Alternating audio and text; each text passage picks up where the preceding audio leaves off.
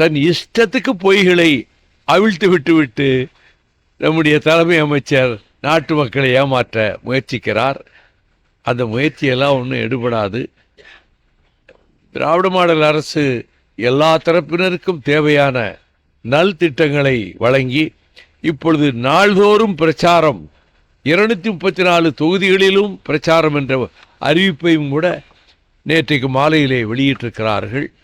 ஆகவே களத்திலே அனைவரையும் முந்திக் கொண்டு செல்வதற்கு திமுக தலைமையிலான கூட்டணி தயாராக இருக்கிறது, முந்திக் கொண்டும் இருக்கிறது.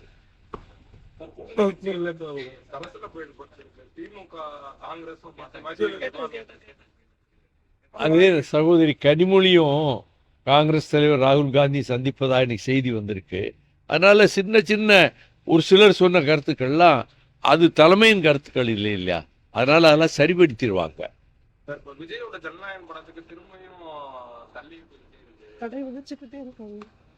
எனக்கு அதை பற்றிய என்ன காரணங்கள், படத்தில் என்ன செய்திகள், என்ன கருத்துக்கள், எதற்காக தள்ளி போகுதுங்கிறது எனக்கு முழு விவரம் எனக்கு தெரியாதுங்க. ஆனால் பொதுவாக ஒரு திரைப்படத்தை வெளியிட விடாமல் தடுக்கிற மாதிரி வருவது அது ஜனநாயகத்துக்கு ஏற்றதல்ல.